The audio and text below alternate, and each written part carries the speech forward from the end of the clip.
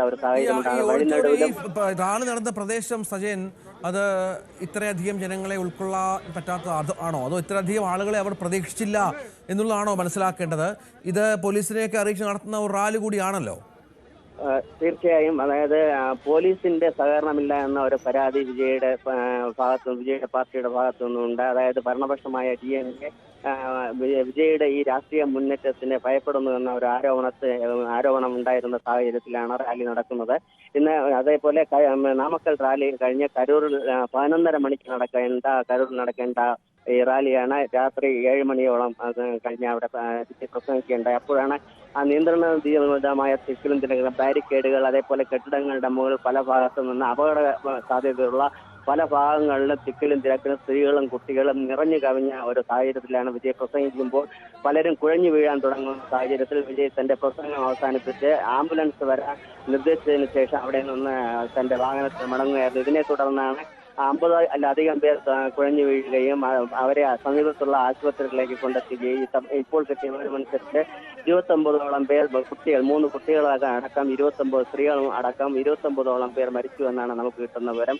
തമിഴ്നാട് മുഖ്യമന്ത്രി ഉടനെ തന്നെ ഇവർക്ക് ആശുപത്രിയിൽ ഉള്ളവർക്ക് തീവ്ര ചികിത്സ നൽകുന്നതിന് വേണ്ടി നിർദ്ദേശിച്ചിട്ടുണ്ട്. ആരോഗ്യവകുപ്പ് മന്ത്രി സുബ്രഹ്മണ്യത്തെ ചെന്നൈയിൽ നിന്ന് ഉടൻ തന്നെ കരൂരിലേക്ക് പുറപ്പെടുവാൻ നിർദ്ദേശിച്ച് അദ്ദേഹം കരൂരിലേക്ക് പുറപ്പെട്ടിട്ടുണ്ട്. ഇപ്പോൾ ആശുപത്രിയിൽ ഇരിക്കുന്നവർക്ക് പരമാവധി അത്യാധുനിക ചികിത്സ നൽകുന്നതിന് വേണ്ടി സർക്കാരിന്റെ ഭാഗത്ത് പൂർണ്ണ നടപടികളും സ്വീകരിച്ചു വരുന്നു. എങ്കിലും ഇപ്പോഴും അവിടെ ഒരു ദുരന്ത ഭൂമിയായിട്ടാണ് കരൂർ ഈ പ്രദേശം ഇപ്പോൾ കാണുന്നത്. തെക്കിൽ ആംബുലൻസിന്റെ ശബ്ദം വന്നുകൊണ്ടേയിരിക്കുന്നു. അങ്ങോട്ടും ഇങ്ങോട്ടും ആംബുലൻസ്. എത്ര സമയം ഇവിടെ പ്രസംഗിച്ചു സജയൻ? ഒപ്പം ഈ പ്രശ്നമുണ്ടായപ്പോൾ പെട്ടെന്ന് പ്രസംഗം മതിയാക്കി മടങ്ങുകയും ചെയ്തു അല്ലേ?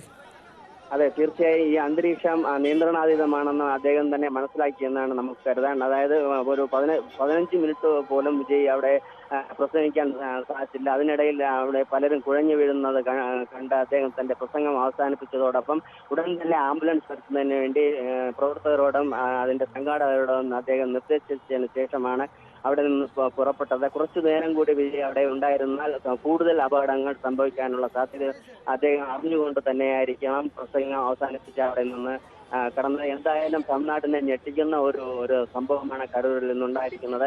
ഒരു ദുരന്ത ഭൂമി, അതായത് തമിഴ്നാട് ഒരു രാഷ്ട്രീയ നേതാവിനുപരി ഒരു തങ്ങളുടെ ആരാധന മൂത്ത് അവിടെ കൂടിക്കൊണ്ടിരിക്കുന്ന ജനങ്ങൾ, പല ലക്ഷങ്ങൾ അവിടെ കൂടിയിരുന്നു. സ്ത്രീകളും കുട്ടികളും അതേപോലെ മുതിർന്നവരും. ഇവരോടെല്ലാം നേരത്തെ തന്നെ ഈ നിയന്ത്രണാതീതമായ തിരക്ക് കണ്ടെത്തുകയും തുടരുക.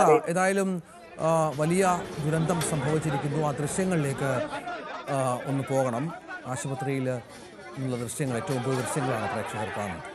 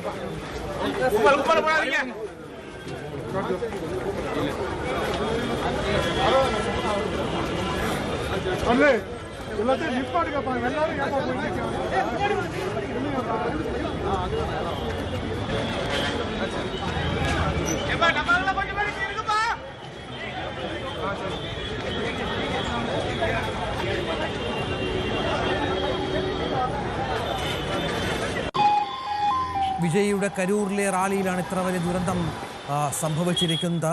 ആശുപത്രികളിലേക്ക് ഇപ്പോഴും കുഴഞ്ഞു വീണ ആളുകൾ, പരിക്കേറ്റവരെയൊക്കെ എത്തിച്ചുകൊണ്ടിരിക്കുകയാണ്. മരണസംഖ്യ ഉയർന്നേക്കുമെന്നുള്ള ഭീതിയിലാണ്, ആശങ്കയിലാണ് നാട്ടുകാർ. വലിയ തോതിലുള്ള ജനങ്ങൾ അങ്ങോട്ടേക്ക് ഇരക്കുകയാണ്. വിനോദ്, ദൃശ്യങ്ങളിൽ കാണുന്നതനുസരിച്ച് കൂടുതൽ പ്രശ്നങ്ങളാണ് അവിടെ. 31 മരണം അല്ലെ? ഏറ്റവും പുതിയ വിവരം 31 അല്ലേ വിനോദ്?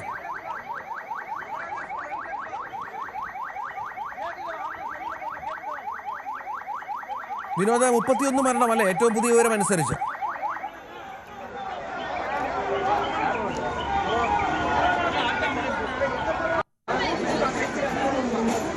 31 മരണമെന്ന കണക്കാണ് ഏറ്റവും ഒടുവിലായി പുറത്തു വരുന്നത്. 3 കുട്ടികളുടെ നില അതീവ ഗുരുതരമാണ്. 50ഓളം പേർ ഗുരുതരാവസ്ഥയിൽ ആശുപത്രിയിലുണ്ട്.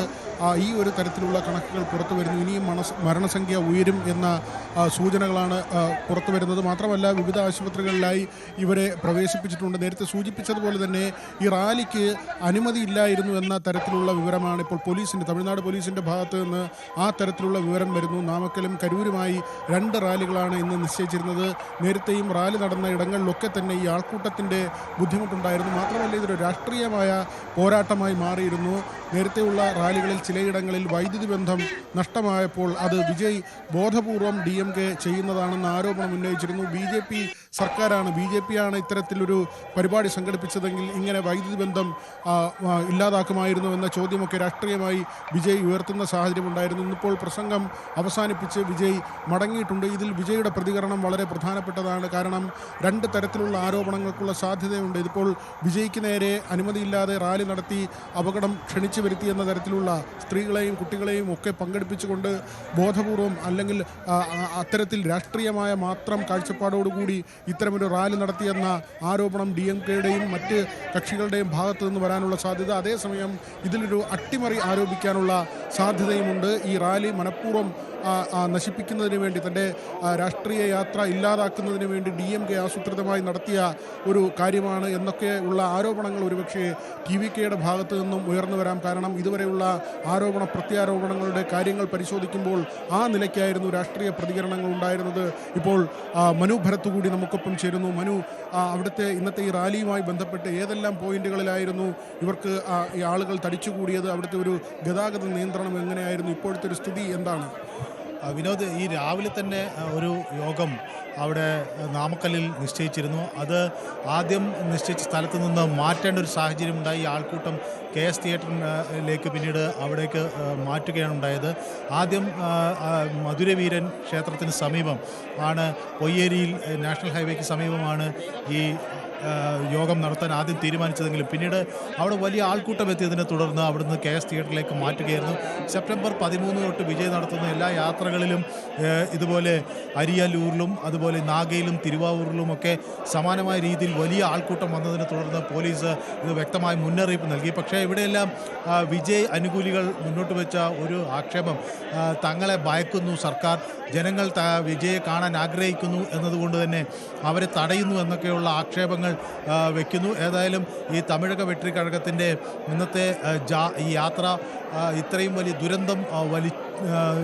ദുരന്തത്തിലേക്ക് വഴിവെക്കും എന്ന് ഒട്ടും തന്നെ പ്രതീക്ഷിച്ചില്ല. പക്ഷേ പോലീസ് ആവശ്യമായ മുൻകരുതലെടുക്കണമെന്ന് വളരെയധികം വ്യക്തമായി തന്നെ നേരത്തെ തന്നെ ആവശ്യപ്പെടുകയും ചെയ്തിരുന്നു. ഏതായാലും ഇപ്പോൾ 2 മന്ത്രിമാരെ അങ്ങോട്ടേക്ക് അയച്ചിട്ടുണ്ട് എന്നാണ് MK സ്റ്റാലിൻ അദ്ദേഹത്തിൻ്റെ ട്വിറ്ററിൽ പോസ്റ്റ് ചെയ്യുന്നത്. ഒന്ന് മാ സുബ്രഹ്മണ്യത്തെ അങ്ങോട്ടേക്ക് അയച്ചിട്ടുണ്ട്. അതുപോലെ അൻബിൽ മഹേഷ്